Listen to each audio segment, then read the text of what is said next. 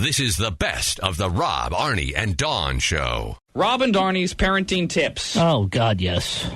Specifically today, we are discussing, thanks to an article from MSN's WomenCentral.com, we are discussing how to raise a good sport. Now, you have to define first what a good sport is. In terms of, because some people think that, you know, that's somebody who likes to lose, somebody who wins with grace, somebody who, you know, how do you define the good sport thing first? I think you define the good sport thing by a person who acts like they've been there before. Person who doesn't get too excited about things that, you know, they do on the field or off the field, and they don't get too down on themselves. Or I shouldn't say they don't get too down on themselves, because that's being a good sport too. They don't get down, they don't blame others for their inadequacies. And I think even not getting down on yourself, you need to be able to honestly evaluate your performance at whatever it is, but you can't beat yourself up over it, right? I don't know about that. Oh, come on. I really don't know about that. I mean, the only person that's ever going to make you better is you. Yeah, but I don't make myself better by beating myself up. I know some do. See, I wouldn't want my kid to do that. I make myself better by realizing, okay, look, you either did or didn't do the best you could, and here's what happened. Now you got to do better next time. All right. But, you know, that's the good sport, I think. And so you got to win and lose with grace. You've got, I mean, you can't, in my opinion, you know, you lose. You can't throw objects in front of other people. Okay, in front of other people, good. You know, if you need to do it alone, you got other issues, but, you know. You shouldn't be doing it on the field. Cursing, calling the other guys lucky. Well, calling the other guys lucky, okay. Cursing, you can't curse on a field? If you're cursing because you lost, like, oh, F, and again, everyone can hear you, you're a bad sport. Hey, you're a bad sport, and that's how people perceive you. Okay. And, but we have tips from WomenCentral.com to parents. We'll see if we can add or subtract to these. Now, where's this from? WomenCentral.com. It's from Microsoft. Okay. On their MSN homepage. You know, it's written for moms and dads, and putting on what dad's going to go to, dadcentral.com. You need women to get the info. All right. And they are talking specifically about your kids playing sports, which we know this is a heated problem right now. There's a lot of issues with it. I think more of the issues are coming from the parents. And that is tip number one. If you want to raise a good sport, according to MSN, take a chill pill as a parent. Stop losing. Now, here's what they say. Lose the attitude of winning at all costs. Many children do not enjoy organized sports because coaches and parents put too much pressure on winning. Coaches and parents who instill a lifelong love of fitness and sports are the real winners. I don't think I would have phrased that way. No. Yeah, I mean, you can get rid of the win at all costs. Sure. But still pretty goddamn important to win. Isn't that the whole idea behind life and everything? Yeah. You should still be focusing on winning. That whole thing, win or lose, it's not whether you win or lose, it's how you play the game. Well, if you play the game bad, you're going to lose every time. Yeah. Bottom line. Exactly. And so I agree with you. We take out winning at all costs because I don't think you should cheat. No. Or intentionally hurt people, whether it's in a sport or in life. But winning, yes, you should have. And now put pressure for winning? I don't think to the point, maybe this is what they mean. If your child thinks that your love depends on whether or not he wins the game, that's probably bad. You think? Yes. Yes, I do. That's probably too much. Yeah. But what about if they put dinner on it? Like you're going to bed without dinner because you lost the game? Yeah, if you lose, you don't eat. I would think that's a little much as well, but if you're, God, you kids are going to be pussies. Now, the last sentence there, coaches and parents who instill a lifelong love of fitness and sports are the real winners? Nah, come on. They raise a bunch of, in shape people that suck at sports. Yeah, come on. You can be in shape and not have any coordination. Yeah, and what good's that going to do you? Yeah. So what I would say on the parents taking the chill pill is all these stories we have about parents who are, tackling the kids. And tackling each other, beating up referees. Now, stay out of it. You're not playing. That's why they have these adult softball leagues. Stop trying to live through your child. Hello there, Daryl. Hey, how's it going, guys? Daryl. Hi, guys. Daryl. Yeah, they do that in my softball league, too. Hey, a good sport is a guy who knows how to win as well as how to lose. Absolutely. When You strive to win. You always try to do everything you can to win. I mean, without cheating. I mean, there's a point of going overboard, of course, but at the same time, you got to know how to lose. Yeah, it doesn't definitely. doesn't mean you want to lose. It just means that, I mean, there's a graceful way to do it. You're absolutely right. And again, in not just sports as a kid, but in life, that's why sports are so important, at least from a guy's standpoint. It really does teach you about how to play the game of life then later. I think when you lose, being a good sport when you lose is shaking the winner's hand, saying good game. I always do that no matter what sport it is. You know, I shouldn't say I always do it. If the team that has beat my team are complete asses, talks all kinds of smack and stuff, and they win it, you know, on a play that they shouldn't win it on, that's BS, and then they talk more smack, I won't shake their hands. See, I'll still shake their hands because I just believe I got to be the bigger person. Hello there, Steve. What's up? Hello? All right, Steve. Thanks for that input. Bye-bye. That was great. Appreciate it. Tip number 2, choose the right coach. MSN says the best coaches are positive and offer lots of encouragement, emphasizing both skill development and good sportsmanship.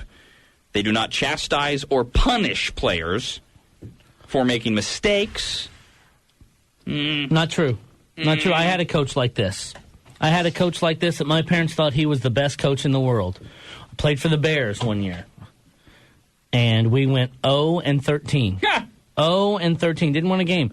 I, on the other hand, had a fantastic season. I had what you would call a breakout season. I hit like 500 that year, and granted, now I'm 11 years old. So, you know, I played a lot. So I hit like 500, and I got moved up to a better team in the league the next year, the Fireballs.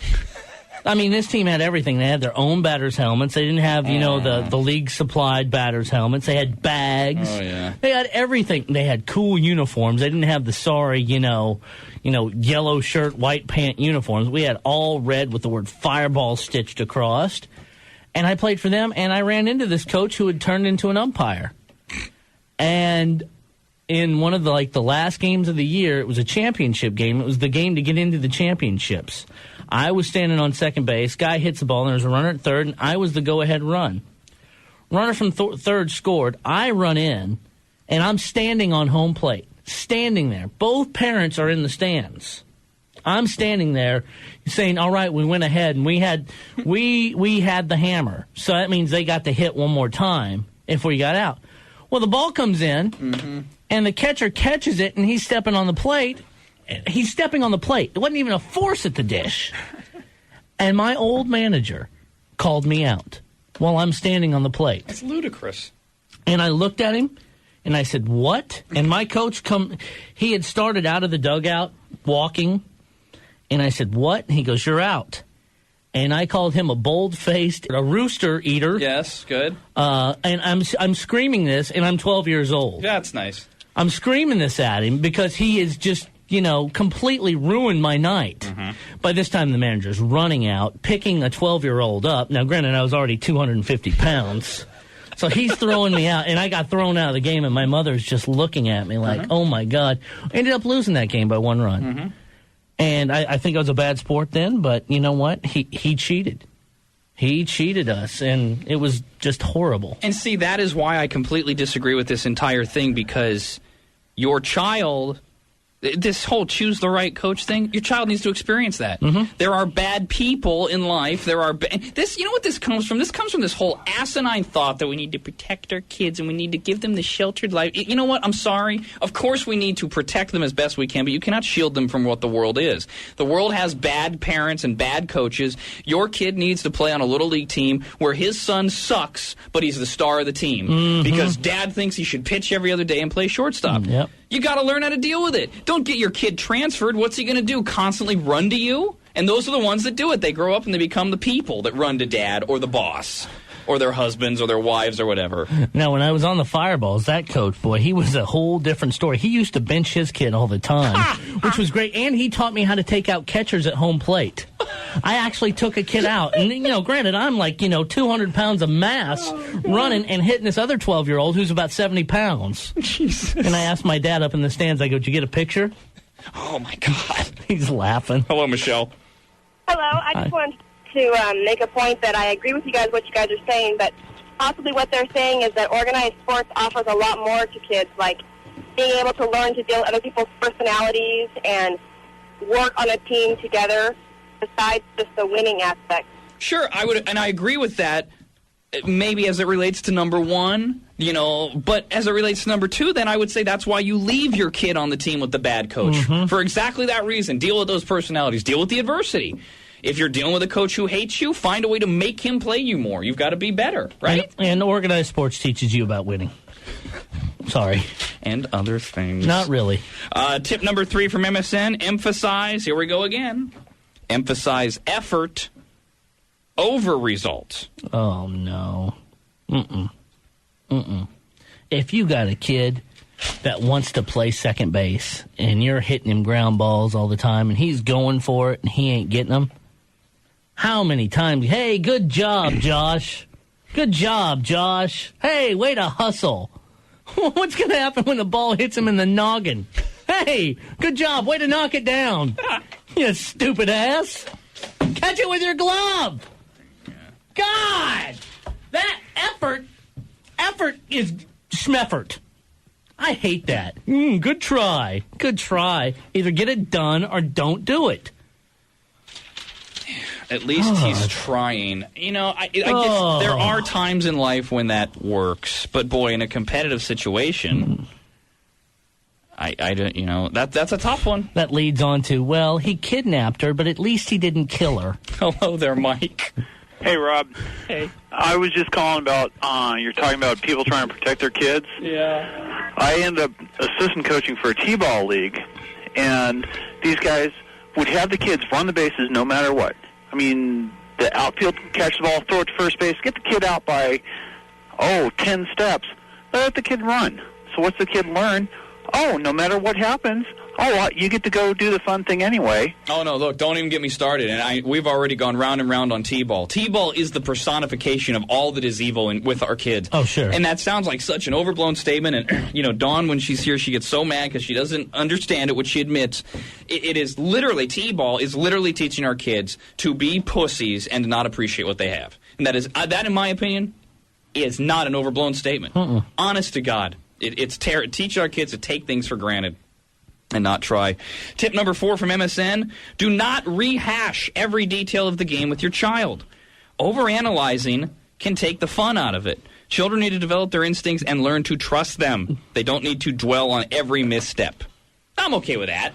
Yeah, that's one of those later in life things you do. Yeah. Maybe you say, hey, Johnny, maybe next time when you're trying to, go to second base faster, you start with another foot. You start with your other foot to where you hop over. And that's all. Yeah, you don't tell them, okay, now when you're in this stance, you do this. You didn't do that in this game, because at that time they can't understand it. Right. That's a high school level thing there. And that's when, sportsmanship goes out the window. The first example is teaching. The second one is, sitting at the dinner table after Little League going, on that 2-1 pitch, you should have swung. Oh, yeah. Come on.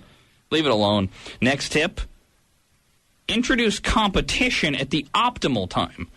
Competition is best introduced in adolescence, high school, when children are more comfortable testing themselves against others. Most pre-adolescents do not enjoy the competitive nature of sports. Well, if that's true, not being a parent, then I guess it's a case-by-case basis. Oof. I was into the competition very young, and I'm glad my parents, let me do it. Now, again, not being a parent, I'm just trying to be open-minded. Then I guess you've got to watch, because what you don't want to do, I guess, is you don't want to scare your kid away from sports by emphasizing competition too young. Is that what I think that's what they're saying. I started playing sports, organized sports at first grade. Yeah, me too. I didn't like to lose then. Yeah. I hate to lose now. Nothing to me is worse than losing. God, and you should be used to it. Thank you. Next one. That's why I'm always in such a cheery mood. Be a good sport on the sidelines. Oh, good. They are getting to it now. Okay. MSN says, remove obscenities from your vocabulary if you're the parent. Never let your child hear you criticize the coach or other players. Let your child know it's not the end of the world if they lose an important game. It's the end of the world! Refrain from blaming umpires and referees for bad calls. Teach your children such judgments are part of the game and must be overcome. I'm fine with all that. Pretty much stay at home. I'm okay with that. Come on. You got kids around, you can't be cussing. Yeah. Because, again, look at it this way. We all raise our kids differently. I would not want a parent on the sideline preaching the gospel. I think it's offensive. Okay. So I will not use the F word where a kid can hear me. Okay. Now, I might look at the parent next to me and go, God, this umpire, quietly. I'm okay with all that. If I was sitting next to you. Oh, God, yes, absolutely. Hello there, Chris. What's up?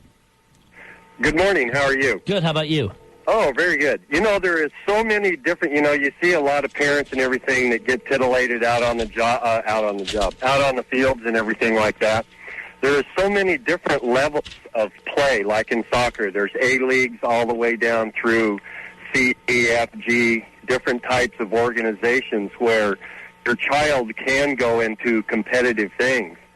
Rec level leagues and stuff like that. I've been around them for the past 30 years myself, and find that there are so many people like that their anxiety and wanting their children to do well and everything. And then when you go to more progressive sports and stuff like that, and teams that are in different classifications, that a lot of times there's a lot of different camaraderie in between the players and the family members and people that are on the teams.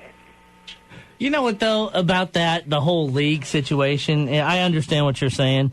The worst part about that are these parents and sometimes the players and the kids who think they're better than they really are. They might live in the neighborhood with little Johnny, and they play soccer with little Johnny all the time, and Johnny's really good. Mm-hmm. Johnny's on the A-level team. Now, little Skippy, he's got 2 club left feet.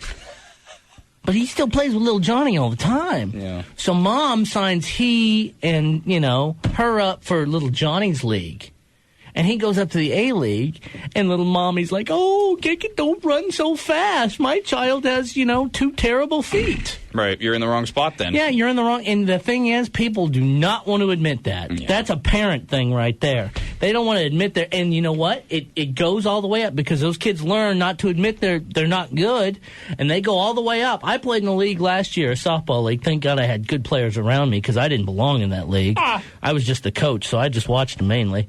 But there were some teams out there that didn't belong in the A level or the B level that we were in, and they would just get shellacked. I mean, like 42-2. Oh, God. Now, those are fun games because, man, there's nothing like beating the spirit out of somebody.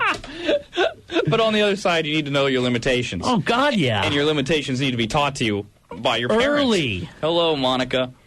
Hi, how you guys doing? Good, how about you? Good. We're calling from St. Louis, Missouri. We're truck drivers. Okay, welcome to the show. Go say hello to my sisters. Actually, we're from Sacramento. We're just driving across the country right now. Right, okay.